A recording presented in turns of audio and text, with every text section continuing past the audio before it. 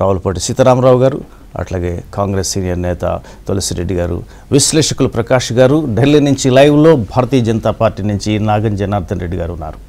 So అన్ని మంచి శకునములే అన్నట్టుగా తెలంగాణ బిల్లుకు సంబంధించినటువంటి ఒక్కొక్క అడ్డంకి తొలగిపోతున్నట్టుగా అనిపిస్తుంది. ఒక్కొక్క స్టెప్ ముందుకు వెళ్తుంది. కేబినెట్ అప్రూవల్ పొందింది. అయితే బిల్లుకి ఇంతవరకు కూడా ప్రధాన అవరోధాలుగా ఉన్నటువంటి ఒకటి సీమాంధ్ర శాసనసభ్యులు లేకపోతే సీమాంధ్ర పార్లమెంట్ సభ్యుల యొక్క వ్యతిరేకత, 2 భారతీయ జనతా పార్టీ యొక్క సంశయము, 3 సుప్రీంకోర్టు ఉత్తర్వులు అనేటువంటి దాన్ని ఇంతవరకు అనుకుంటూ వచ్చారు. అయితే కోర్టు ఎప్పుడైతే మాకు జోక్యం చేసుకోమో ఇది it's not the time to interfere అని ఎప్పుడైతే చెప్పిందో ఒక అవరోధం తొలగిపోయింది. ఇంకా 2 అవరోధాలు ప్రధానంగా ఉన్నాయి.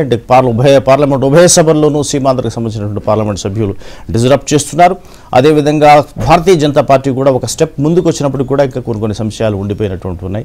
ఇదే అంశం మీద చర్చిద్దాం. దాదాపు బిల్లుకు సంబంధించినటువంటి అన్ని డెక్స్ క్లియర్ అయ్యాయి. ఇంకేమైనా ముందే ఉండేటువంటి అవకాశం ఉందా ప్రకాష్ గారు? సో దీనికి సంబంధించి ఇంకా అంటే మేజర్ అయిపోయినాయి, కాకపోతే ఇంకా రాష్ట్రపతికి వెళ్ళడం అనేది ఉంది. రాష్ట్రపతి ఏ విధంగా ఉంటారు, అదే దాని మీద రాష్ట్రపతి నిర్ణయం మీదే సీమాంధ్రకు సంబంధించిన వారు కూడా ఆశలు పెట్టుకున్నారు. అట్లా కిరణ్ కుమార్ రెడ్డి కూడా ఆయన రాష్ట్రపతి నిర్ణయం తర్వాత తాను నిర్ణయం తీసుకుంటారన్నారు. కాబట్టి ఇంకా ఏదైనా ఇబ్బందులు ఉండే అవకాశం ఉందా? ఏ హర్డిల్స్ కూడా ఉన్నాయని అనుకోవట్లేదండి. ఎందుకంటే బీజేపీ కూడా చాలా స్పష్టంగా చెప్పారు. కేసీఆర్ గారు రాజ్నాథ్ సింగ్ని కలిసినప్పుడు కానీ మీడియాలో వాళ్ళ రాష్ట్ర నాయకులు వాళ్ళ అధిష్టానాన్ని కలిసిన తర్వాత చెప్పినవి కూడా చూసినప్పుడు ఏంటంటే ఏ రకమైన అడ్డంకులు బీజేపీ నుంచి ఎదురుగా అనేది అర్థమవుతున్నది. ఒకటే ఏంటంటే ఒక చారిత్రక సందర్భం ఇది. నిన్నటిది తప్పకుండా ఒక ముందడుగు. తెలంగాణ ఏర్పాటులో ఒక కీలకమైన ఘట్టం నిన్నటితో ముగిసింది. ఎందుకంటే కోర్టులో కూడా వాళ్ళు చేసిన వాదనలు చూసినట్టయితే చాలా దారుణంగా ఉన్నాయి. అది ఏదేమైనా రిజల్ట్ మాత్రం వాళ్ళకు అనుకూలంగా రాలేదు. ఇక మిగిలింది ఏంటంటే దీన్ని ఇంకా పోస్ట్పోన్ చేయకుండా ఓట్ ఆన్ అకౌంట్ కంటే ముందే దీన్ని పూర్తి చేసినట్టయితే బాగుంటుంది. దీన్ని ఓట్ ఆన్ అకౌంట్ తర్వాత కని చెప్పి పోస్ట్పోన్ చేసి లాస్ట్ మినిట్లో మళ్ళీ ఏమన్నా కాంగ్రెస్ వైపు నుంచి సెకండ్ థాట్స్ వచ్చినట్టయితే ప్రాబ్లం అవుతుంది. కాబట్టి వచ్చే అవకాశం అని అంటే రాజకీయాలు ఎప్పుడు ఎట్లా మారుతాయో ఎటువంటి టర్న్ తీసుకుంటాయో చెప్పలేని స్థితి ఉంది. అయితే ఇవాళ ఉన్న ఈ ప్రోగ్రెస్ చూసినట్టయితే ఖచ్చితంగా కాంగ్రెస్ తెలంగాణ ఇచ్చే ముందుకెళ్తుంది. వచ్చే ఎన్నికలు డెఫినెట్గా 2 రాష్ట్రాల్లో జరుగుతాయనే నమ్మకం ఉంది. కానీ మాకు తెలంగాణ తెచ్చుకుంటున్నామన్న సంతోషం అయితే ఏం లేదండి. ఎందుకంటే భారతదేశానికి సంపూర్ణ స్వాతంత్రం కావాలని బ్రిటిష్ వాళ్ళతో 200 సంవత్సరాలు పోరాడితే లాస్ట్కు రాజకీయ స్వాతంత్రాన్ని ఇచ్చి ఆర్థిక స్వాతంత్రాన్ని ఇవ్వకుండా వెళ్ళిపోయారు వాళ్ళు. ఈ రోజు కూడా అధోగతిలో భారతదేశం ఉండటానికి ఆర్థిక స్వాతంత్రం లేకపోవడమే. ఈ రోజు మాకు కూడా ఏంటంటే 10 ఏళ్ల గవర్నర్ పాలన అని చెప్పేసి, అదేవిధంగా పోలవరం అవసరం లేదు అది వాస్తవంగా. కానీ వాళ్ళ ముంపు గ్రామాలన్నీ ఇదైతే ఈ పుణ్యం మూట కట్టుకోవాల్సింది బీజేపీ. ఎందుకంటే ఈ ముంపు గ్రామాల సమస్యను తీసుకొచ్చి ప్రధానంగా అడ్డుకున్నది బీజేపీ. దానికి జనార్దన్ రెడ్డి గారు చెప్పాల్సిన అవసరం ఉన్నది.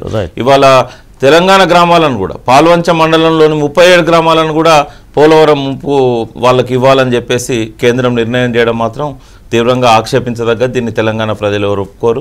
తెలంగాణలో పార్లమెంట్ సభ్యులు కూడా దీనికి వ్యతిరేకంగా ఆందోళన చేస్తారు. అయితే ఇక్కడ ఒక పాయింట్ ఏంటంటే సీమాంధ్రకు సంబంధించినటువంటి మంత్రులు కానీ ఎంపీలు కానీ వాళ్ళందరూ కూడా పెట్టినటువంటి డిమాండ్స్లో చాలా దాదాపు పక్కనన్నీ పెట్టేశారు.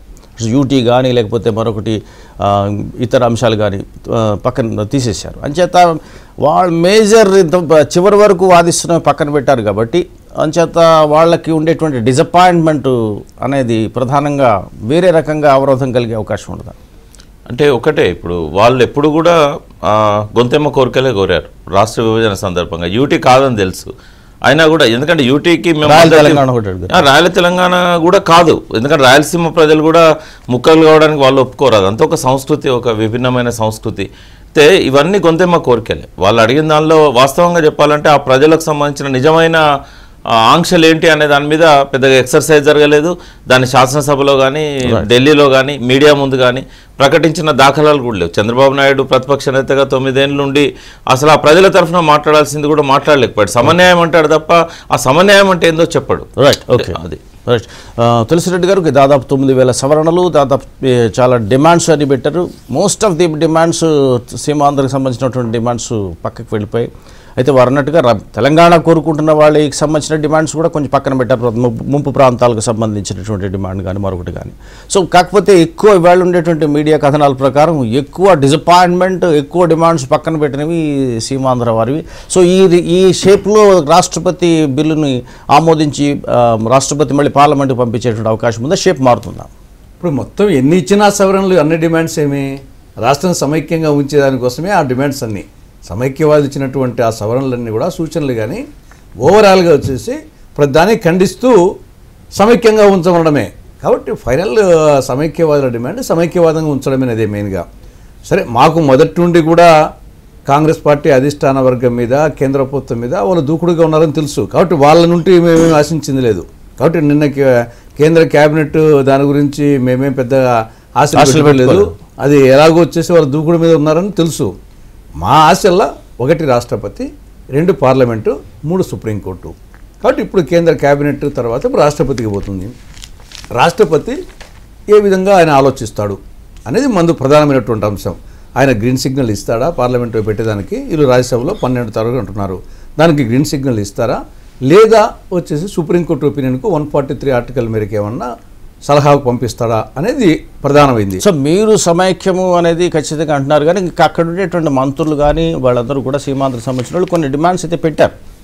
సరే, అది మొదటి ఎలిమెంట్ కూడా అది కానప్పుడు అనే అంటున్నారు తప్పనిచ్చేసి ఫండమెంటల్గా వచ్చేసి సమైక్యవాదమే మొత్తము మొదటి ఎలిమెంట్ కూడా. రైట్. తర్వాత కాబట్టి రాష్ట్రపతి ఇప్పుడు ఏ స్టెప్ తీసుకుంటారనేది ఫస్ట్ పాయింట్. రెండవది, వన్స్ ఒకవేళ గ్రీన్ సిగ్నల్కి ఇచ్చిన తర్వాత నెక్స్ట్ పార్లమెంటులో ఎలా ఉంటుంది? రాజ్యసభలో ప్రవేశపెట్టడం వేరు, పాస్ కావడం వేరు. ప్రవేశపెడతానే పాస్ అయినట్టు కాదు. అనేక బిల్లులు రాజ్యసభలో ప్రవేశపెట్టి పాస్ అయ్యి లోక్సభలో రానట్టు ఉన్నాయి, లోక్సభలో ప్రవేశపెట్టి పాస్ కానట్టు ఉంటాయి. కాబట్టి ఇప్పుడు ముందు ప్రవేశపెట్టిన తర్వాత లోక్సభ సభ సజావుగా జరుగుతాయా లేదా, లోక్సభ కానీ రాజ్యసభ కానీ. బీజేపీ ఏమి సజావుగా జరగాలంటున్నారు, ముందు సజావుగా జరుగుతుందా లేదా. దాని తర్వాత ఎలా ఉంటుంది అటు బీజేపీ రోల్ కానీ మిగతా పార్టీల రోల్ కానీ ఆ చర్చలు వచ్చే పరిణామ క్రమంలో ఏ విధంగా వాళ్ళ టర్న్ ఉంటుంది. కాబట్టి ఇవన్నీ దాని తర్వాత టైం ఫ్యాక్టర్ ఒకటి ఉంది. 21కి అయిపోవాలా, ఈ లోపల ప్రవేశపెట్టడం వేరు, చర్చలు వచ్చేసి దీంట్లో చూస్తే తరో చర్చ జరగాలనే విధంగా వీళ్ళు నిన్న బిల్లు పెడుతున్నది తప్పనిచ్చేసి మళ్ళీ సవరణలు కేంద్ర ప్రభుత్వం పెడుతుంది, తరో చర్చ జరగాలంటున్నారు. ఆ తరో చర్చకు వచ్చేసి అంత టైం ఉందా లేక అంత అవకాశం ఉంటుందా, సభ సజావు జరుగుతుందా, ఇవన్నీ so many factors are there. సరే, ఫైనల్గా సుప్రీంకోర్టు నిన్న చెప్పింది ఏమి, మొదట్లో నవంబర్లో వచ్చినట్టు ఇది ప్రీమెచ్యూరు, సరైన సమయం రమ్మని చెప్పారు. కాబట్టి సరైన అవకాశం ఉందని చెప్పింది. మేము కూడా ఆల్మోస్ట్ పెద్ద నిన్న సుప్రీంకోర్టు ఏదో ఇస్తుందని చెప్పేసి మేము కూడా ఆశలు పెట్టుకోలేదు. టైం కాదు, కాకపోతే ఏమంటే ఎవరి స్టెప్ ప్రయత్నం చేయడమే. ఓకే. సో సీతారామరావు గారు, అంటే యాక్చువల్గా 2 ప్రాంతాల యొక్క కన్సర్న్స్ని పట్టించుకోవాలని మీ పార్టీ స్టాండ్ ప్రధానంగా ఉంది. సో కాబట్టి తెలంగాణకు సంబంధించిన కొన్ని డిమాండ్లు పెట్టారు, సీమాంధ్రకు సంబంధించిన డిమాండ్లు పెట్టారు. బిల్లు దగ్గరకు వచ్చేటప్పటికి ఎక్కువ భాగము సీమాంధ్ర వాడు డిసప్పాయింట్ అయినట్టుగా, లేకపోతే చాలా డిమాండ్స్ పక్కన పెట్టేసింది అన్నట్టుగా భావిస్తున్నారు. సో మీరు ఈ బిల్లు ఇప్పుడున్నటువంటి క్యాబినెట్ ఆమోదించినటువంటి బిల్లు చేసిన సవరణలు సో 2 ప్రాంతాలని కూడా సమన్యాయం కలిగించాయన్నటువంటి భావన మీకు కలుగుతుందా? అది దాని విషయంలోకి తర్వాత వస్తాను. మొదట మాత్రం తెలంగాణవాదిగా ఖమ్మం జిల్లాకు చెందినవాడిగా నాకు 2 అబ్జెక్షన్స్ ఉన్నాయండి. తెలంగాణవాదిగా ఏమిటి అంటే 10 ఏళ్ళు శాంతి భద్రతల సమస్యను గవర్నర్కి అప్పచెప్పడం ఎంతవరకు సమంజసం? అంటే తెలంగాణలో ఉంటూ తెలంగాణ ముఖ్యమంత్రి గవర్నర్ చెప్పినట్టు వినాలనేటువంటి ఉద్దేశం ఉంటే ఏ విధంగా మనం తెలంగాణను పరిపూర్ణంగా సాధించుకున్నామని డెఫినెట్గా అందులో ఉమ్మడి రాష్ట్రాలకు అతను గవర్నర్గా ఉండటం అనేది కూడా అది ఏమిటంటే ఏదైనా తగాదా వస్తే ఇంకో చోటు అంటే నాకు స్వయం ప్రతిపత్తి ఉండాల్సినటువంటి దీంట్లో అది ఖచ్చితంగా నేను ఒప్పుకోవట్లేదు. రెండో విషయం ఏంటంటే ఖమ్మం జిల్లాకు చెందిన వాడిగా ముంపు ప్రాంతాల పెట్టి మాకున్నటువంటి దాన్ని తీసుకుని పోయి కలపడం, దాని విషయంలో ఎవరు పట్టించుకోవటం లేదు. నిజంగా వాళ్ళ తెలంగాణ వాళ్ళు ప్రతి వాళ్ళు కేసీఆర్ గారు వాళ్ళని చేయాల్సిన వాళ్ళు ఏంటంటే దాన్ని గట్టిగా పట్టుకోవాల్సినటువంటి అవసరం ఉంది.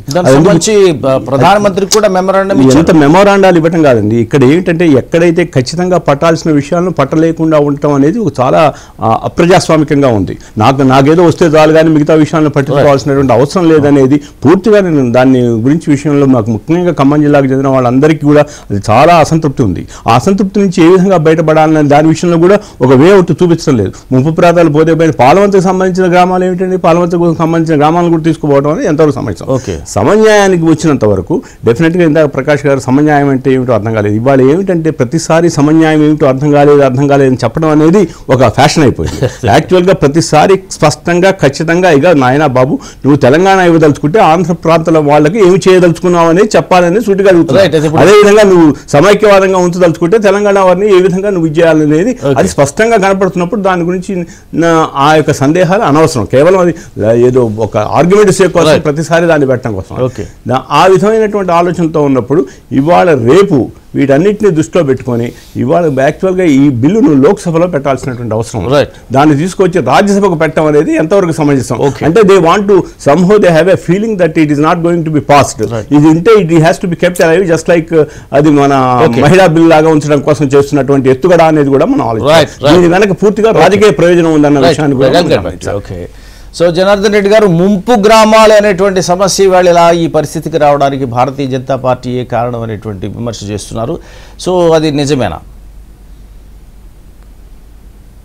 ఇప్పుడు ముంపు గ్రామాలు అనేది ఒక భారతీయ జనతా పార్టీ అనే కాదు, సీమాంధ్రలో ఉండే కాంగ్రెస్ పార్టీ, ఇవన్నీ కూడా ఇవి లేవనెత్తిన అంశాలే. దాంట్లో సరే బీజేపీ వాళ్ళు కూడా అక్కడ ఆ ప్రాంతం వాళ్ళు మాట్లాడుతున్నారు. సరే దానికి ఇక్కడ ఒకరిద్దరు కేంద్ర నాయకత్వంలో కేంద్ర నాయకత్వంలో కూడా ఒకరు సపోర్ట్ చేయడం జరిగింది. ఇలా ఒక్కటి అక్కడ ఉండే మిత్రులందరికీ ఈరోజు తెలంగాణ రాష్ట్రం ఏర్పడితే ఇదంతా బంగారు తెలంగాణ అయినట్టు, ఆంధ్ర అంతా శ్మశానం అయిపోతున్నట్టు, ఇవాళ మొత్తం టోటల్గా వాళ్ళ ప్రయోజనాలు కాపాడే ప్రయత్నమే చేస్తున్నారు. ఎందుకు వచ్చింది తెలంగాణ ఉద్యమం? ఈ రాష్ట్ర విభజన ఎందుకు ప్రారంభమైంది? దీనికి కారకులు ఎవరు? నష్టపోయింది ఎవరు? నష్టం తెలంగాణ వాళ్ళు పోతే ప్యాకేజీలు అంటున్నారు, నీళ్ళు అంటున్నారు, మా గ్రామాల నుంచి నీళ్లు తీసుకుపోతామంటున్నారు. ఇప్పుడు మాకంటే ఇక్కడ ఎవరే ఒప్పుకునేది? 10 ఏళ్ళు రాజధానిగా ఉండాలన్నా, 10 ఏళ్ళు ఇక్కడ రాజధానిగా ఉండాలి. గవర్నర్ అంటే ఒకే గవర్నర్ ఉండాలి, గవర్నర్ పరిపాలన కింద హైదరాబాద్. ఎట్లా ఇస్తారు వీళ్ళు? ఇదంతా వీళ్ళు కాంగ్రెస్ వాళ్ళు మసిబూసి మారటికాయ చేసే ప్రయత్నం చేస్తున్నారు. అయితే కేబినెట్ ఇప్పుడు ఆమోదించినటువంటి బిల్లు యొక్క రూపం మీకు అంగీకారం కాదా? మాకు మొత్తం పూర్తిగా అంగీకారం అయితేనేమో కాదు. ఇవాళ ఎందుకు చెప్తా ఉన్నామంటే ఇది ప్రజాస్వామ్య దేశంలో ఉన్నాం. 28 రాష్ట్రాల మాదిరిగా 29వ రాష్ట్రం తెలంగాణ రాష్ట్రం అన్ని హక్కులు కలిగి ఉండాలి. ఇలా మా నీళ్ళ సంగతి ఏందండి? మా కృష్ణా నది జలాల సంగతి ఏంది? మా గోదావరి నది జలాల సంగతి ఏంది? మా తుంగభద్ర నది జలాల సంగతి ఏంటి? ఈరోజు పూర్తిగా ఇది అంటే దీన్ని ఇప్పటికే 56 ఏళ్ళు నీళ్లు దోచుకున్నారు, 56 ఏళ్ళు ఇక్కడ మా ఉద్యోగాలు దోచుకున్నారు, ఇక్కడ మా భూములన్నీ దోచేసుకున్నారు, మాకు గౌరవం లేకుండా చేసిండ్రు, మాకు సెల్ఫ్ రూల్ లేకుండా చేసిండ్రు. ఇలా వీళ్ళు సమైక్యం అంటారు. సమైక్యం అంటే దాన్ని సమన్యాయం అంటాడు చంద్రబాబు నాయుడు గారు. ఏందా సమన్యాయం అంటే? ఇదేనా సమన్యాయం? ఇప్పుడు ఇది ఎట్టి పరిస్థితుల్లో మాకైతే అంగీకార యోగ్యం కాదు. ఇది అలా హైకోర్టుకు తక్షణం వెళ్ళిపోవాలి, వాళ్ళ బెంచ్లు వాళ్ళకు ఉండాలి, లేకపోతే వాళ్ళు అక్కడ తీసుకోమన్నది. నేను ఒకటి అడుగుతా ఉన్నాను, తెలంగాణ బిల్లు గనక బీజేపీ అండి. ఇప్పుడు నేను ఒకటి అడుగుతున్నాను, ఒక్క నిమిషము. ఇప్పుడు డేరాడూన్లో ఇవాళ అంటే రాంచీలో కానీ ఇప్పుడు మిగిలిన రాష్ట్రాల్లో రాజధానులు పెట్టినప్పుడు 15 రోజుల లోపల అక్కడ రాజధానులు షిఫ్ట్ చేయడం జరిగింది. ఇప్పుడు అంతకంటే పెద్ద పట్టణాలు ఇవాళ సీమాంధ్రలో ఉన్నాయి. ఎందుకు మీరు ఈరోజు పూర్తిగా ఇది ఒక ఉద్దేశంతో ఈరోజు తెలంగాణకు నష్టం కలిగించే విధంగానే ఈ 32 సవరణలు ఉన్నాయి. దయచేసి ఈ సవరణలు మాత్రం పునఃపరిశీలించాల్సిందిగా మేము కేంద్ర ప్రభుత్వాన్ని కోరుతాం. ఇవాళ మిగిలిన పార్టీలతో కూడా మాట్లాడతాం. ఇలా తెలంగాణకు మాత్రం ఇది తీవ్ర నష్టం చేస్తుంది. ఏ ప్యాకేజ్ మాట్లాడుకు నల్గొండ రూపంలో గనక బిల్లు పార్లమెంటులో కనుక వస్తే భారతీయ జనతా పార్టీ దానికి మద్దతు ఇస్తుందా? మేమందరం కూర్చుంటామండి. భారతీయ జనతా పార్టీ కూర్చుంటుంది. అందుకే వచ్చి ఇక్కడ ఢిల్లీలో కూర్చున్నాము. మేము కూర్చొని మేము ఒక నిర్ణయం తీసుకుంటాం. మొత్తం ఫుల్ రూపంలో అదంతా స్టడీ చేసిన తర్వాత ఖచ్చితంగా దానికి ఏమేమి సవరణలు పెట్టాలి. ఇప్పటితోటి ఆ సవరణలతో అయిపోయలేదు. రేపు పార్లమెంట్లో కూడా మనం సవరణలు పెట్టే అవకాశం ఉంది. అందుకోసం ఆ సవరణలు ఏమేమన్నా పెట్టాలనుకుంటే ఖచ్చితంగా పెడతామండి. మీరు పెట్టే సవరణలకు ఇప్పుడు సీమాంధ్రలో ఉన్నటువంటి వెంకయ్య నాయుడు గారు కానీ మరొక సీనియర్ నేతలు అంగీకరించే అవకాశం ఉంటుందా? వెంకయ్యనాయుడు గారు ఒక్కటేనండి. వెంకయ్యనాయుడు గారు కూడా మేము కలవదలుచుకున్నాం, విజ్ఞప్తి చేయదలుచుకున్నాం. ఆయన మా తెలంగాణ జిల్లాలు తిరిగినప్పుడు ఎన్నో అది చేసినాడు. మొన్న కూడా మా దగ్గర పదాధికారుల మీటింగ్ జరిగినప్పుడు స్టేట్ ఎగ్జిక్యూటివ్ జరిగినప్పుడు కూడా బ్రహ్మాండంగా ఉపన్యాసం ఇచ్చిపోయినాడు. ఖచ్చితంగా వారికి కూడా మేము విజ్ఞప్తి చేస్తాం. ఇక్కడ తెలంగాణ ప్రాంత ప్రజల రైట్స్ కూడా కాపాడాల్సిన బాధ్యత కేంద్ర నాయకుడిగా ఆయనకు కూడా ఉంది. ఇలా ఒక ప్రాంతానికి మాత్రం నాయకుడిగా మాత్రం ఉండకూడదని మేము కోరుకుంటాం. దయచేసి ఆయనను కూడా విజ్ఞప్తి చేస్తున్నాం. ఇక్కడ నిన్న అందరు నాయకులను కలిసినాం, చాలా దుష్ప్రచారం జరిగిన దాని విషయం వివరించినాం. వాళ్ళు స్పష్టంగా చెప్పినారు, ఒక్క ఎంట్రిక మందం కూడా అటు ఇటు కదిలేదు లేదు. 2006లో ఏ నిర్ణయం అయితే మన పార్టీ ఎగ్జిక్యూటివ్ నేషనల్ ఎగ్జిక్యూటివ్ తీసుకుందో ఆ తీర్మానానికి కట్టుబడే మేము రాష్ట్ర విభజనకు కట్టుబడి 100% మా మద్దతు ఉంటుంది. దాంట్లో మీరు ఎవరేమో ఆందోళన చెందాల్సిన అవసరం లేదు, మీ ప్రజలు కూడా చెప్పుకోండి అని చెప్పి కూడా మా కేంద్ర అధినాయకత్వం చెప్పింది. సరే, ఇవి కొన్ని వాళ్ళు ముంపు గ్రామాలు అడిగినరు. ఇలా తాడిపూడి పుష్కర ఈ రెండింటితో సగం ప్రాంతం ఆల్రెడీ దాని కింద వచ్చే పోలవరం కింద వచ్చే నీటిని సరఫరా జరుగుతుంది. మిగిలినది ఎంత అవసరం ఉందని చూసి ఎంత తగ్గియగలుగుతారు డిజైన్ మార్చి ఇచ్చే మీరు ముంపు గ్రామాలు ఇవ్వండి. ప్రకాష్ గారు, ముంపు గ్రామాలకి ఒక భారతీయ జనతా పార్టీ కాదు, మిగిలిన ప్రాంతాలకు మిగిలిన పార్టీలకు సంబంధించిన వాళ్ళు కూడా కోరారని చెబుతున్నారు. ఇప్పుడు రాజకీయ నిర్ణయాలతోని డ్యాములు కట్టొద్దండి.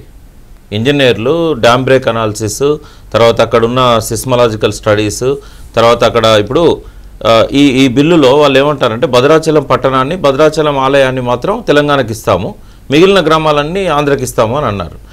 ఇప్పుడు భద్రాచలం పట్టణం కానీ రామాలయం కానీ రెండు కూడా పోలవరం కడితే మునిగిపోతాయి. ఇప్పుడు నేను బీజేపీ నాయకులకు ఒకటి నేను మనవి చేస్తున్నా, ఎట్లాగో మీరు 20 ఏళ్ళ నుంచి కొట్లాడి అయోధ్యలో రామాలయం కట్టలేకపోయారు. దక్షిణ భారతదేశంలో, ఉత్తర భారతదేశంలో అయోధ్య ఎంత ఫేమస్, దక్షిణ భారతదేశంలో భద్రాచలం అంత ఫేమస్. ఇవాళ భద్రాచలం పట్టణం ఇచ్చినా, ఆలయం ఇచ్చినా అది మిగలదు. దాని పేరే ఆనాడు సొంటి రామమూర్తి పంతులు గారు ఏం చేశారు, రామపాద సాగర్ అని పెట్టారు. అంటే రాముని పాదాల వరకు నీళ్ళు వస్తాయని. రాముని పాదాల వరకు వచ్చినాక భద్రాచలం పట్టణం ఉంటుందండి. రెండవది, గతంలో అనేక సందర్భాలు మనం చూసాం. 30 ఏళ్లలో 4 సార్లు భద్రాచలం టౌన్ మునిగిపోయింది, రామాలయంలోకి నీళ్ళు వచ్చాయి. అప్పుడు ఏ డ్యామ్ లేదు. డ్యామ్ లేనప్పుడే మునిగిపోతే ఇప్పుడు డ్యామ్ ఉన్నప్పుడు ఏమైందంటే బ్యాక్ వాటర్ ఎఫెక్ట్ ఉంటుంది. అక్కడ 400 టీఎంసీల నీళ్ళు అక్కడ ఉన్నప్పుడు వచ్చిన వరదంతా కూడా వెనక్కి దాన్ని భద్రాచలం పట్టణమే కాదు, ఏటూరు నాగారం, మంగపేట కూడా మునిగిపోయే పరిస్థితి ఉంటుంది. వీళ్ళకి అది అర్థం కావట్లేదా? రాజకీయ నిర్ణయాలతో డ్యాములు కడతారా? ఇంకొకటి, ఒకవేళ మీరు కట్టారనుకోండి, మాకు నష్టం ఏంటంటే ముంపు ప్రాంతాలు మునిగిపోతాయి, అక్కడ ఉన్న పురాతత్వ పరిశోధనలు చేయడానికి అవకాశం ఉండదు, వాళ్ళకి రిహాబిలిటేషన్ ఉంటుంది, ఏ ఒక్క గిరిజనుడు చనిపోడు. కానీ 47 మండలాలలో 50 లక్షల మంది కోవూరు, రాజమండ్రి పట్టణాలు విడిచిపెట్టుకపోతాయి. నేను ఒక మాట చెప్తున్నాను జనార్దన్ రెడ్డి గారు, అది కనుక కట్టినట్టయితే రాజమండ్రి మిగలదు, గొప్ప పట్టణం అని చెప్పుకుంటున్న రాజమండ్రి మిగలదు, కోవూరు మిగలదు. నేనేమంటున్నాను, 47 మండలాలలో ఏ ఒక్కరు కూడా మిగలదు, బంగాళాఖాతంలో కలిసిపోతారు. ఇది నేను చెప్పట్లేదు, అక్కడ కాకినాడలో పుట్టిన హనుమంతరావు గారు చెప్పారు, విశాఖపట్నంలో పుట్టిన శివాజీరావు గారు చెప్పారు, వాళ్ళు నిపుణులు. మరి ఈ విషయాలు పట్టట్లేదా పార్లమెంట్ సభ్యులకు? చెప్పండి. ఓకే ప్రకాష్ గారు, నేను ఒక్కటి మీ దృష్టికి తీసుకొస్తున్నాను. మేము వీఆర్ నాట్ ఫర్ ఏదో ఇలా పోలవరం కట్టేటందుకంటే అంతమందిని డిస్ప్లేస్మెంట్ కూడా మేము తెలంగాణ వాదులుగా మాకు ఇష్టం లేదు. ఒకవేళ మీరు రాష్ట్ర విభజనకు దీన్ని అడ్డం పెట్టే పరిస్థితి వచ్చినప్పుడు మీరు దాన్ని ఎంత కాడికి మినిమైజ్ చేస్తారో చేయండి. మూడు డ్యామ్స్ కట్టుకోవచ్చు, 3 డ్యామ్స్ కట్టుకొని మీరు నీళ్లు పారించుకోవచ్చు. ఇప్పుడు హనుమంతరావు గారు ఇచ్చిన డిజైన్స్ ప్రకారం చేస్తే ఎలాంటి నష్టం కూడా ఉండదు, ఎలాంటి ఇబ్బందులు ఉండవు. మేము ఇప్పుడు అందుకోసం మేము కోరేది అదే. అంతేగాని ఇలా ఏదో ఇప్పుడు రామాలయాన్ని ముంచాలను, భద్రాద్రి రాముని అంటే ప్రజలకు దూరం చేయాలనో ఆలోచన మాత్రం మాకెందుకు ఉంటుందండి? ఏదో మీరు బీజేపీ అన్నట్టు మాట్లాడడం కరెక్ట్ కాదు. అంటే బీజేపీలో 2 వర్గాలు ఉన్నాయి పోలవరం మీద. సీమాంధ్ర పార్టీకి సంబంధించిన నాయకులు వారు చెప్పినట్టే కేంద్ర అధిష్టానంలో ఉన్న ఒక ముఖ్య నాయకుడు ఖచ్చితంగా పట్టుబట్టారు కాబట్టి ఇంత దూరం వచ్చిందని నేను అనుకుంటున్నా. వాళ్ళు ఇప్పుడు ఈ 2 రోజులు కూడా బీజేపీ నాయకులు నాగం జనార్దన్ రెడ్డి గారు కానీ కిషన్ రెడ్డి గారు కానీ చేయాల్సింది ఏంటంటే దానివల్ల సీమాంధ్ర ప్రాంతానికి కూడా ఎట్లాంటి నష్టం జరుగుతుందో నిపుణులతోని వాళ్ళకి వివరించే ప్రయత్నం చేయాలా. ఓకే బీజేపీలో కూడా ఒక రాముడి పక్షాన్ని, ఇంకో ముంపు గ్రామాల పక్షాన్ని ఉండిపోయారంటారా? ప్రజల పక్షాన్ని ఉన్నారు. రాముడు అంటే నేను అన్నాను కానీ జనార్దన్ రెడ్డి గారు కానీ కిషన్ రెడ్డి గారు కానీ ప్రజల పక్షాన్ని అదేం లేదు కానీ చెప్పండి. అరే మేము ప్రజల పక్షానే ఉంటాం ఎప్పుడు కూడా, దాంట్లో అదేం లేదు. ఇప్పుడు ఒకటి రాష్ట్ర విభజనకు చిన్న అడ్డంకులు ఏమన్నా వచ్చినప్పుడు దానికి ఏం చేయాలో మీరే చెప్పండి. అందుకోసం కూర్చొని మాట్లాడుకుందాం. తెలంగాణ ప్రాంతం వల్ల అందరం కూడా కూర్చొని మాట్లాడాల్సిన అవసరం ఉంది. ఎందుకంటే ఇవి రేపు ఒకవేళ ఏమన్నా అమెండ్మెంట్ పెట్టాలంటే తెలంగాణ కాంగ్రెస్ వాళ్ళు పెట్టాలి, టీఆర్ఎస్ వాళ్ళు పెట్టాలి, ఈరోజు టీడీపీలో 2 ఉన్నారు వాళ్ళు పెడతారు. రైట్, ఇది అందుకోసం దాంట్లో ఇప్పుడు ఇప్పుడు వారికి రాష్ట్రంలో పార్లమెంట్ సభ్యులు ఎవరు లేకపోవచ్చు, కానీ కేంద్రంలో చాలా మంది ఉన్నారు కాబట్టి ఈ 2 విషయాల మీద పట్టుబట్టాలని వారిని కోరుతున్నా. ఒకటి 10 ఏళ్ల గవర్నర్ పెత్తనం, గవర్నర్ పాలన వారు అన్నట్టే మనకు అవసరం లేదు.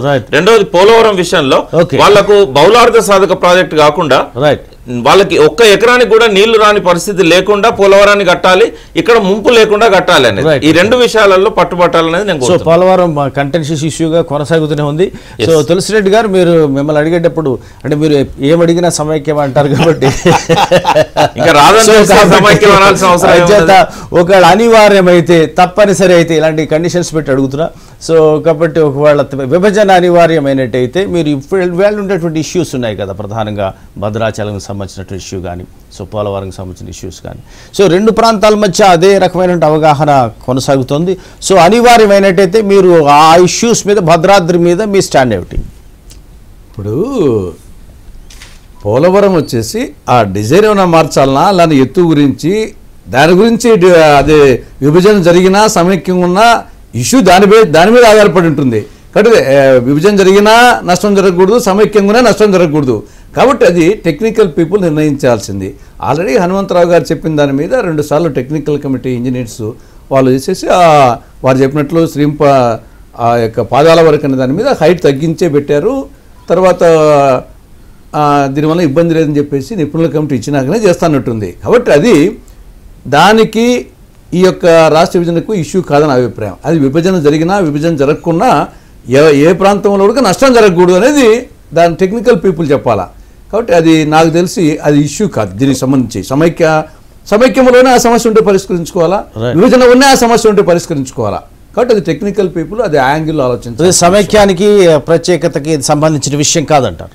అది కాదంటారు, అది హైట్కు టెక్నాలజీ సంబంధించినటువంటి ఇష్యూ. ఫైనల్గా సీతారామరావు, సో మీరు ఒక తెలంగాణవాదిగా మీరు ఎక్స్ప్రెస్ చేసినటువంటి కన్సర్న్స్ ఏవైతే ఉన్నాయో, సో ఇప్పుడు అవే వాటిని ప్రకాష్ గారు కానీ జనార్దన్ రెడ్డి గారు కానీ చెప్పారు.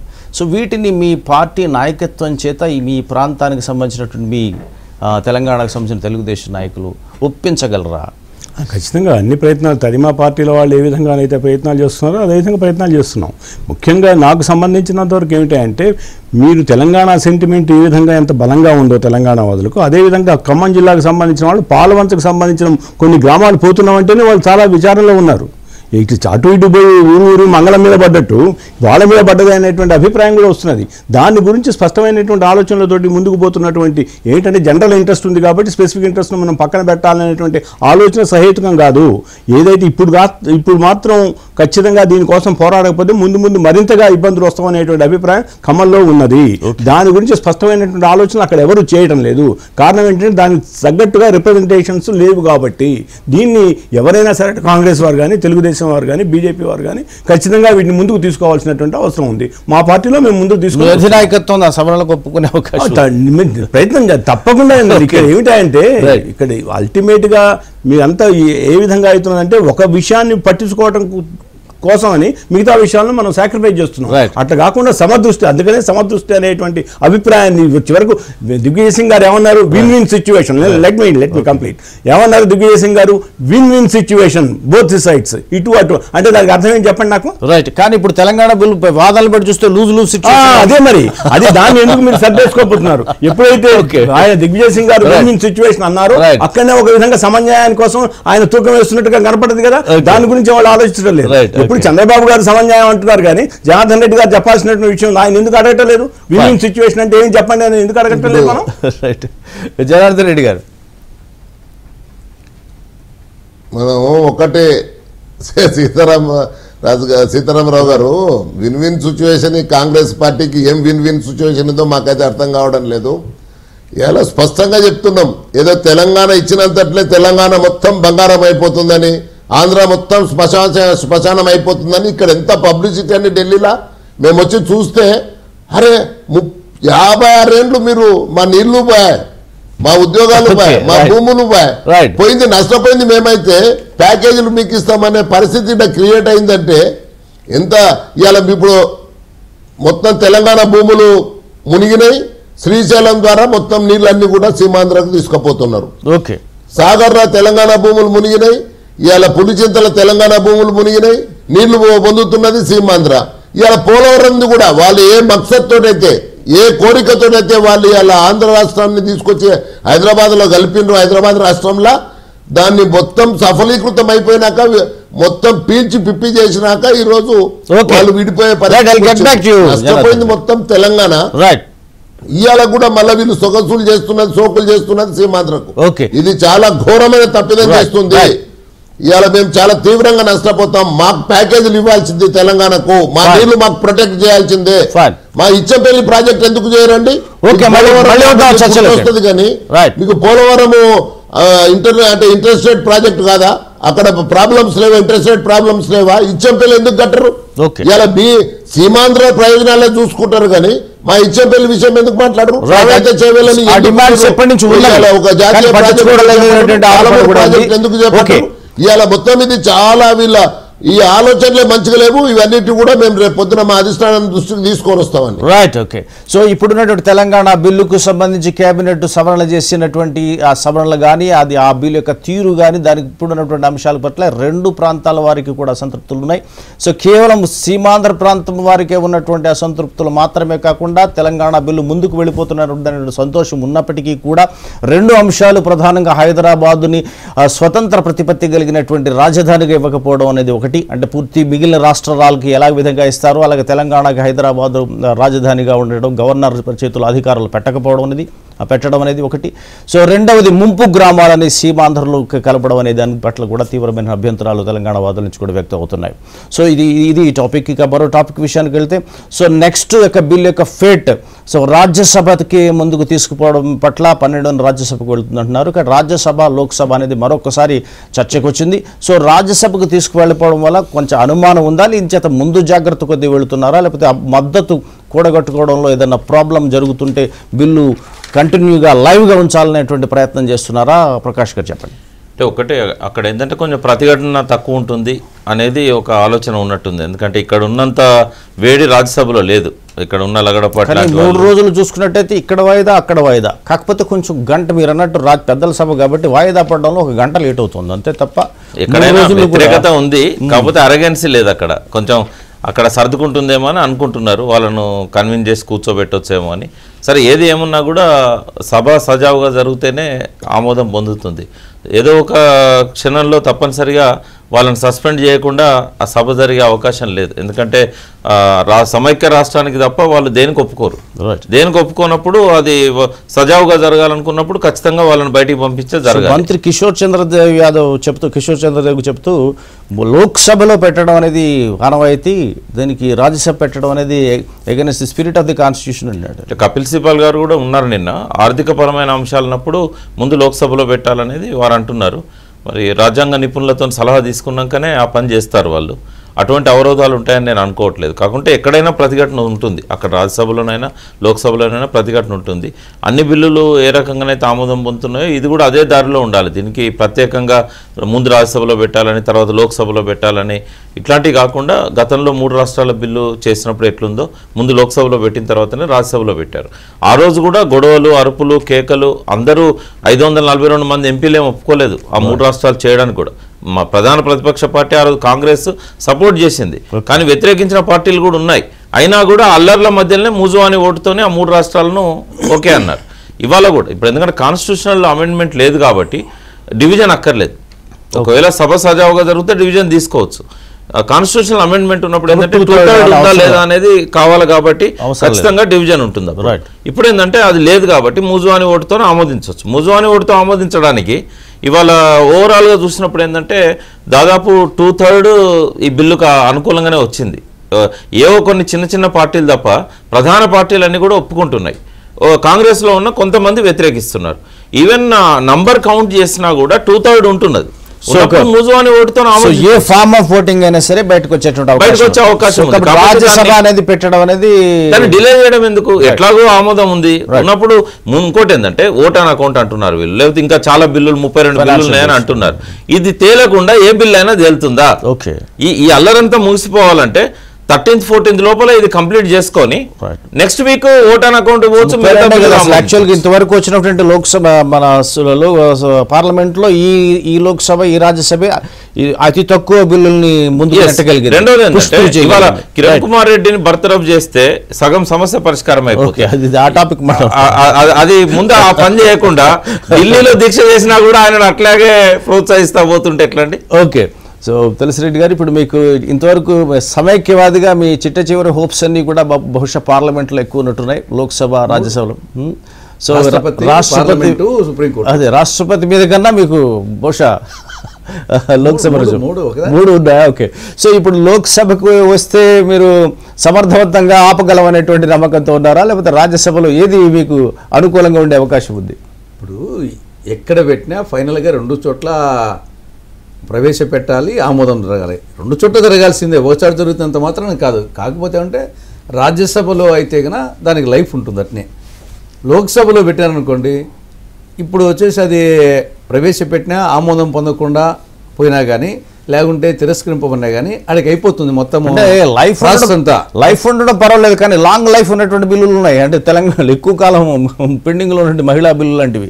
సో ఆ స్థితిని తేవడం కోసం ఏమైనా ప్రయత్నం చేస్తున్నాం. యాక్చువల్గా లోక్సభలో పెడితే ఇప్పుడు కాదనుకోండి, నెక్స్ట్ మళ్ళీ పెట్టుకోవాలి, మళ్ళీ మొదలు కానీ రావాలా. అదే రాజ్యసభలో అయితే పర్పెచువల్ హౌస్ అట్నే లైఫ్ ఉంటుంది. కాబట్టి యాక్చువల్గా వచ్చేసి అదే మహిళా బిల్లును అలాగే చేశారు ముందు రాజ్యసభలో. కాబట్టి దీంట్లో అక్కడ పెట్టారా ఇక్కడ పెట్టారా పెద్ద ఇష్యూ కాదని నా అభిప్రాయం. ఎందుకంటే 2 చోట్ల పాస్ కావాల్సిందే. ఇంకా రెండోది వచ్చేసి మూజువాని. ఏ ఓటింగ్ అయినా సరే, జనరల్గా ఏ బిల్లు మీద అయినా సరే ముందు మూజువాని అడుగుతారు, వాయిస్ ఓటే. ఆ వాయిస్ ఓట్ అప్పుడు ఓకే అంటే అయిపోతుంది. దాంట్లో ఎవరన్నా వీ వాంట్ డివిజన్ అంటే మాత్రం ఓటింగ్ జరగాల్సిందే. ఈవెన్ కాన్స్టిట్యూషన్ది అది కంపల్సరీ జరుగుతుంది.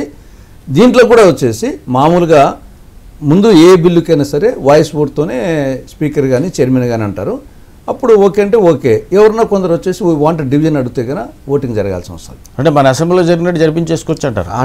అసెంబ్లీలో కూడా వచ్చేసి ఎవరన్నా డివిజన్ అడిగింటే ఓటింగ్ జరగాల్సింది. ఎవరు అడగలేదు ఇక్కడ, అడగలేదు అంతే. ఓటింగ్ జరగాల్సిందే.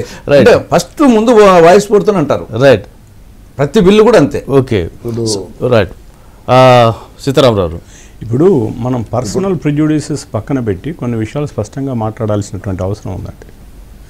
ఇవాళ నిజంగా ఈ బిల్లును ఆమోదింపజేసుకునేటువంటి ఉద్దేశం కాంగ్రెస్కు ఉన్నట్టయితే ఖచ్చితంగా లోక్సభలో పెట్టాల్సినటువంటి అవసరం ఉంది.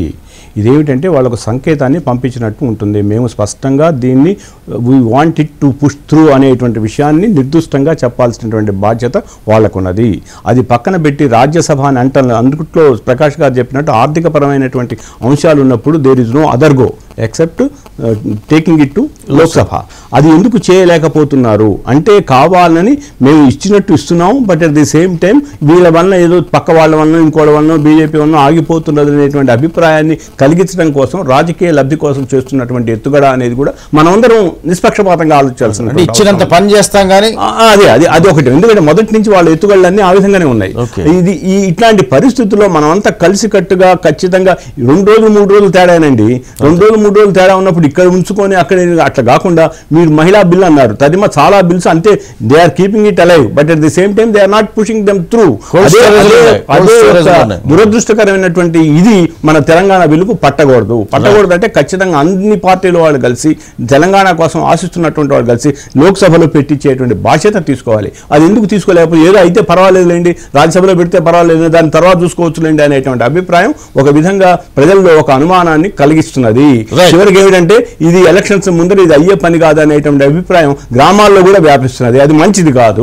ఇక్కడ సతీష్ గారు, కాంగ్రెస్ ఎంపీలది కానీ కాంగ్రెస్ మంత్రులది కానీ తెలంగాణకు సంబంధించి ప్రేక్షక పాత్ర వాళ్ళు కూడా టీవీలు చూసుకుంటూ కూర్చుంటుండే తప్ప వాళ్ళు చేయాల్సిన బాధ్యత వాళ్ళు చేయట్లేదు.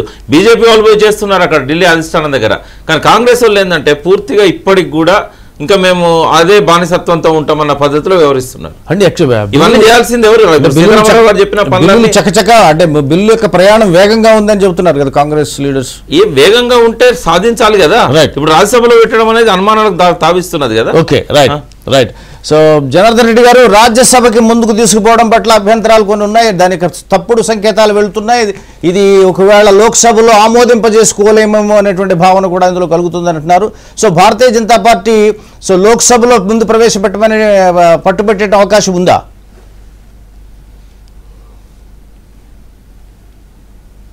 జనార్దన్ రెడ్డి గారు. ఇప్పుడు ఒకటండి, ఇది కాంగ్రెస్కు చిత్తశుద్ధి ఉంటే దీన్ని ఎట్లా బిల్ పాస్ చేసుకోవాలనేది వాళ్ళు ఒకటి ఆలోచించుకోవాలండి. ఇప్పుడు లోక్సభలో పెట్టినా మాకు అభ్యంతరం లేదు, రాజ్యసభలో పెట్టినా మాకు అభ్యంతరం లేదు, కానీ ఎలాంటి పొరపాట్లు మాత్రం చేయొద్దని చెప్పి మేము కాంగ్రెస్ పార్టీకి విజ్ఞప్తి చేస్తున్నాం. ఇక రెండో విషయానికి వస్తే, ఇప్పుడు రాజ్యసభలో 2/3 మెజార్టీ ఉంటుంది, లోక్సభలో కూడా దాదాపుగా బీజేపీ మద్దతు ఇచ్చినప్పుడు ఇంకా బిల్లు పడ్డం ఏముందండి. ఇలా మా వాళ్ళు స్పష్టంగా చెప్తున్నారు, మేము నిర్ణయం అయితే తీసుకున్నామో మా నిర్ణయం స్థిరమైనది అని చెప్పని స్పష్టంగా చెప్తున్నప్పుడు దీనికి కాంగ్రెస్ పార్టీ ఒట్టిగా అనవసరంగా మా మీద కొంత అపోహలు సృష్టించే ప్రయత్నము ఈరోజు చేస్తా ఉన్నారు కమల్నాథ్ అటువంటి వాళ్ళు. ఇలా కమల్నాథ్ను మేము ప్రశ్నిస్తా ఉన్నాం, ఎవడు చెప్పిండయా మీకు మేమేమన్నా అంటే మద్దతు ఇవ్వమన్నాం? సస్పెండ్ చేసుకునేది మీ సభ్యులను మీరు సస్పెండ్ చేసుకొని మమ్మల్ని ఎందుకు అడగాలి? సస్పెండ్ చేసుకుంటే మీరు మద్దతు ఇస్తారని మీరు సస్పెండ్ చేయండి, అప్పుడు మేము మద్దతు ఎట్లుండదో చూస్తాం. కానీ ఇలా అనవసరంగా ఇది ప్రజలు ఒక అపోహ సృష్టించే ప్రయత్నం చేసినారు. దాన్ని మేము రేపు మా శక్తి ఏందో రేపు బిల్లులు పార్లమెంట్కి వచ్చినప్పుడు మా శక్తి అంటే మీకు తెలుస్తుంది, మొత్తం తెలంగాణ ప్రజలకు కూడా తెలుస్తుంది. మా చిత్తశుద్ధి మేము ఇవాళ ఏదో మేము పోయి ఎక్స్ప్లెనేషన్ ఇచ్చుకోవాల్సిన అవసరం లేదు.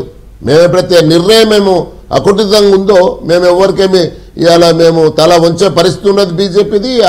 ఇది ఆషామాషి నిర్ణయం కాదండి, అన్ని ఆలోచించి కేంద్ర నాయకత్వం కేంద్రంలో ఎగ్జిక్యూటివ్లో తీసుకున్న నిర్ణయం ఇది. దీన్ని మీరు చేయొద్దు. ఇంకొకటి కూడా చెప్తున్నాం, ఇప్పుడు మీరు రాజ్యసభలో మీరు బిల్లు పెట్టిన రాజ్యసభలో మీరు బిల్లు పెడితే కూడా మీకు అవసరం వస్తే 2/3 మెజార్టీ ఇచ్చేందుకు కూడా మేము సిద్ధంగా ఉన్నాం. ఎందుకు భయపడుతున్నారు? అపోహలు సృష్టించొద్దండి. ఈవెన్ ఎక్కడైతే డిబేట్స్ జరుగుతున్నాయో వాళ్ళు కూడా అపోహలు సృష్టించాల్సిన అవసరం లేదు. ఇవాళ ఇంకొకటి లాస్ట్కు, ఇవాళ మీరు కాంగ్రెస్ పార్టీ సభ్యులను మీరు సస్పెండ్ చేసుకుంటారా, ఎక్స్పెల్ చేసుకుంటారా, అది మీ ఇష్టం, మీరు చేసుకోండి. మాకేం అడ్డం పడాల్సిన అవసరం మాకేమొచ్చింది? ఎందుకు మీరు చేస్తలేరు?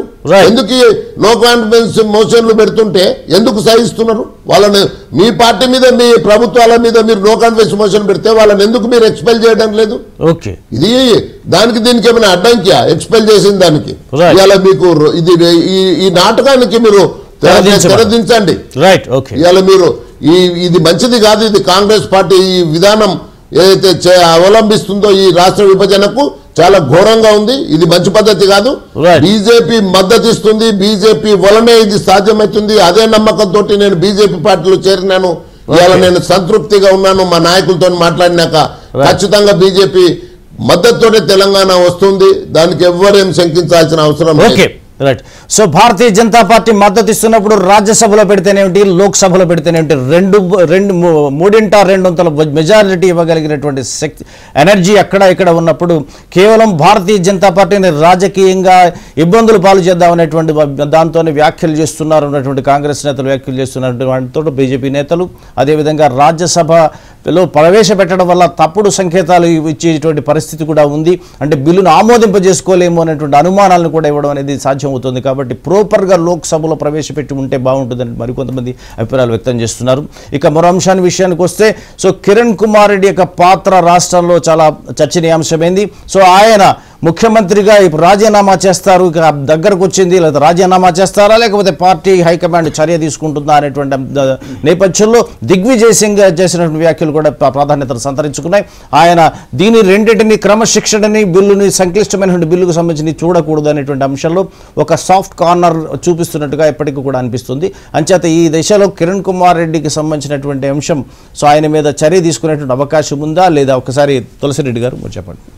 ఇప్పుడు కిరణ్ కుమార్ రెడ్డి గారు మొదటి నుండి చెప్తున్నారు, నేను ముఖ్యమంత్రిగా ఉండగా ఈ రాష్ట్ర విభజన జరిగేది నా చేతుల్లో, నేనున్నప్పుడు జరగడం అనేది నేను జీర్ణించుకోలేను. కాబట్టి ఆయన ఖచ్చితంగా ఆయన ఇప్పటికే యాక్చువల్గా రాజీనామా చేయాలనుకున్నాడు. మేమందరం కూడా చాలామంది వచ్చేసి ఇది ఇంకా ఆ ప్రపోజల్ ఉంది కానీ ఇంకా మెటీరియలైజ్ కాదు కదా అని చెప్తున్నాం. రాష్ట్రపతి ఖచ్చితంగా రాష్ట్రపతి ఒప్పుకొని పార్లమెంటులో అది రాజ్యసభ కానీ లోక్సభ కానీ పెట్టిన మరుక్షణమే ఒక్క నిమిషం కూడా ఆయన వచ్చేసి దాన్ని పట్టుకొని ఊరాడడానికి లేదు. కాకపోతే ఏమంటే ఇంకా రాష్ట్రపతి మీద ఒక నమ్మకంతో ఆయన ఇప్పటికే చేయాలంటే మాలాంటి వాళ్ళు శపథం కూడా చేశారు, రాజకీయ సన్యాసం చేస్తాను బిల్లు ఇదే రూపంలో వస్తే. అదే బిల్లు ఇదే రూపంలో, బిల్లు గురించి చెప్పాడు, అదే రూపంలో వస్తున్నది రాజకీయ సన్యాసం. బిల్లు ఇదే రూపంలో వచ్చినప్పుడు అది ఏ విధంగా ఉంటే చూసారు. సుప్రీంకోర్టు కూడా దాని గురించి అవకాశం ఉంటుంది. ఎగ్జాక్ట్లీ బిల్లు అదే రూపంలో వస్తున్నది. ఏమాత్రం పెన్నుతోని ఒక్క సవరణ కూడా ఇప్పుడు పేపర్లో వచ్చిన సవరణలన్నీ కూడా పార్లమెంట్ లో చేస్తామని చెప్పారు తప్ప బిల్లును ఒక్క అక్షరం కూడా మార్చకుండా ఐసీఎస్ గా పంపుతున్నారు. కాబట్టి వెరీ నెక్స్ట్ మినిట్ ఆయన మాట మీద నిలబడే వ్యక్తి అయితే ఆయన రాజకీయ సన్యాసం తీసుకోవాలి. లగడపాటి కూడా తెలంగాణ వస్తే రాజకీయ సన్యాసం తీసుకుంటా అన్నాడు. కాబట్టి ఈ ఇద్దరు ఎప్పుడు సన్యాసులు అవుతారని మేము కూడా చూస్తున్నాం. రెండవది, షిండే ఒక పరుషమైన వ్యాఖ్య కేజ్రీవాల్ గురించి చేశాడు. ఢిల్లీలో ధర్నా చేసినప్పుడు ఈడియట్ అని అన్నాడు. మరి కిరణ్ కుమార్ రెడ్డిని ఏమంటాడు? కిరణ్ కుమార్ రెడ్డి కూడా అక్కడే చేశారు ధర్నా. ఒకటే నేనంటే నాకు ఇష్టం లేదు తన ప్రభుత్వం మీద తను ధర్నా చేసుకోవడానికి ఇక్కడి నుంచి వెళ్ళి సమైక్యాంధ్ర ధర్నా చేసుకోవడం రెండు ఒకటే లోకాలు చూస్తారా అంటే నేను అనేది ఒకటే. ఇప్పుడు ఇంకా దానికంటే ఘోరం అండి ఇది. కేజ్రీవాల్ వేరే పార్టీ, ఆమ్ ఆద్మీ పార్టీ, కాబట్టి ధర్నా చేయొచ్చు. కానీ ఇక్కడ సేమ్ గవర్నమెంట్ సేమ్ పార్టీ కాబట్టి ఆయన చేయకూడదు. రెండవది ఏంటంటే కిరణ్ కుమార్ రెడ్డి లోపల వ్యక్తిత్వం అనేది ఉన్నట్టయితే ఆయన వెంటనే రిజైన్ చేయాలి. ఇంకెందుకు కూర్చోవాలి ఆ సీట్లో? ఇంకా దింపుడు గల్లం ఆశలు ఏమన్నా ఇంకేదో ఉన్నట్టే కనబడుతుంది తులసిరెడ్డి గారికి. దింపుడు గల్లం ఆశ, ప్రెసిడెంట్ ఏదో పంపడు, లేకుంటే ప్రెసిడెంట్ పెన్నులో ఇంకా అయిపోతుంది, సంతకం పెట్టలేడు. సో జనార్దన్ రెడ్డి గారు లాస్ట్ సెంటెన్స్ కంక్లూడ్ చేయండి.